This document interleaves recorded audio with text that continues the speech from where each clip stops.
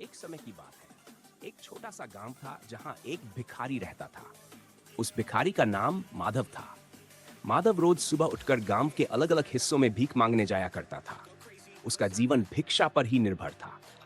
गांव के लोग भी उसे पहचानते थे और कुछ न कुछ उसे दे दिया करते थे। माधव की एक खासियत थी। वह अपने साथ हमेशा एक छोटी सी झोली लेकर चलता था, जिसमें वह कुछ अनाज के दाने रखता था। ऐसा वह इसलिए करता था क्योंकि इतने वर्षों में उसने एक बात समझी थी। अगर कोई उसकी झोली में कुछ न देखे तो उसे भीख देने में हिचक होती है, लेकिन अगर उसकी झोली में कुछ पहले से ही दिखे तो लोग उसे और भीख दे देते थे। यह उसकी भीख मांगने की चालाकी थी। एक दिन वह सुबह जल्दी उठकर अपने काम पर निकल पड़ा। आज वह कुछ अजीब सा महसूस कर रहा था, जैसे आज का दिन कुछ खास होगा। जैसे ही वह गांव की मुख्य सड़क पर पहुंचा, उसने देखा कि सामने से एक शानदार रथ आ रहा है। रथ की चमक और उसकी सुंदरता देखकर माधव को समझ में आ गया कि यह राजा का रथ है। माधव ने सोचा, वाह, आज तो किस्मत खुल गई। अगर राजा की नजर मुझ पर पड़ गई और उसने कुछ दे दिया तो मेरी जिंदगी ही बदल जाएगी। वह जल्दी से सड़क के किनारे खड़ा हो गया और राजा के रथ के पास से गुजरने का इंतजार करने लगा। जैसे ही रथ उसके पास पहुंचा, कुछ अजीब हुआ। रथ उसके पास आकर रुक गया। माधव हैरान रह गया। उसकी आंखें चौड़ी हो गई जब उसने देखा कि राजा खुद रथ से उतरा और उसकी ओर बढ़ने लगा। अब उसकी कल्पनाएं और तेज हो गई। उसने सोचा, अरे आज तो मैं राजा से कुछ मांगने जा रहा हूं। शायद वह मुझे ढेर सारा सोना, चांदी या कोई बड़ी चीज दे देगा। लेकिन तभी एक और चमत्कार हुआ। राजा ने अपनी झोली उठाई और उसे माधव के सामने फैला दी। माधव की आंखें फटी की फटी रह गई। उसने सोचा, यह क्या?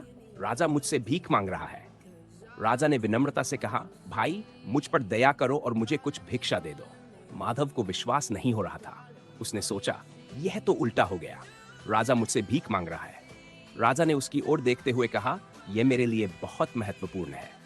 हमारे राज्य पर एक संकट आ रहा है और राज ज्योतिष ने कहा है कि अगर मैं इस संकट से बचना चाहता हूं तो मुझे पहले व्यक्ति से भीख मांगनी होगी जिसे मैं आज सुबह देखूं, और तुम वह व्यक्ति हो।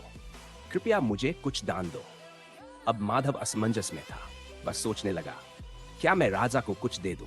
लेकिन मैं खुद तो एक भिखारी हूं। मेरे पास तो खुद ही कुछ खास नहीं है। अगर मैंने राजा को कुछ दे दिया तो मेरे पास बचेगा क्या? काफी सोच विचार के बाद उसने अपनी झोली से एक छोटा सा अनाज का दाना निकाला और राजा की झोली में डाल दिया। राजा ने मुस्कुराते हुए सिर झुकाया और अपनी झोली बंद कर ली।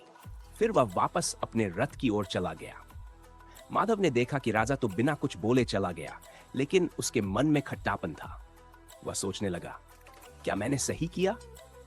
राजा खुद भी तो इतना अमीर है। वह मुझे कुछ मूल्यवान दे सकता था। दिन भर माधव को बहुत भिक्षा मिली। उसकी झोली में अनाज, पैसे और कपड़े भर गए, लेकिन उसके मन में एक अजीब सी बेचैनी थी। उसे राजा से मिलने का मौका मिला था और उसने उस मौके को व्यर्थ जाने दिया। शाम को जब वह घर पहुंचा, उसकी पत्नी ने उसकी ओर देखा और बोली, आज तो तुम्हारा नाम पूरे गांव में फैल गया है। लोग कह रहे हैं कि राजा ने तुमसे भीख मांगी। वाह, तुम कितने महान हो। लेकिन माधव को खुशी नहीं हुई। वह गुस्से से बोला, तुम्हें क्या पता? राजा ने मुझसे भीख मांगी थी। भला मैं राजा को क्या दे सकता था? और मैंने उसे केवल एक दाना दिया। अगर मैंने उसे ज्यादा दिया होता तो शायद मेरा और नाम होता। उसने अपनी झोली गुस्से में उठाई और उसे जमीन पर फेंक दिया। सारी चीजें जमीन पर बिखर गई। जैसे ही अनाज जमीन पर गिरा, माधव की नजर एक चमकते हुए दाने पर पड़ी। यह वही दाना था जो उसने राजा को दिया था, और अब वह सोने का बन चुका था। माधव यह देखकर हक्का बक्का रह गया। वह सोचने लगा, अगर मैंने राजा को सिर्फ एक दाना देकर सोने का दाना पाया है, तो अगर मैंने उसे ज्यादा दिया होता तो मेरा पूरा जीवन बदल सकता था। वह जमीन पर बैठ गया और रोने लगा। वह समझ चुका था कि उसने अपनी लालच के कारण एक बड़ा मौका खो दिया। यह कहानी एक बहुत महत्वपूर्ण सीख देती है। हमें अवसरों को पहचानकर बिना स्वार्थ के दान देना चाहिए। माधव की गलती यह थी कि उसने लालच और डर के कारण अपने पास मौजूद चीजों को बांटने से परहेज किया। अगर वह दिल खोलकर राजा को दान देता तो उसे बहुत बड़ा लाभ मिल सकता था। इस कहानी से यह संदेश मिलता है कि जब भी हमें कुछ देने का मौका मिले तो हमें निस्वार्थ भाव से देना चाहिए। यही दान हमें जीवन में असली सफलता और खुशी दिलाता है।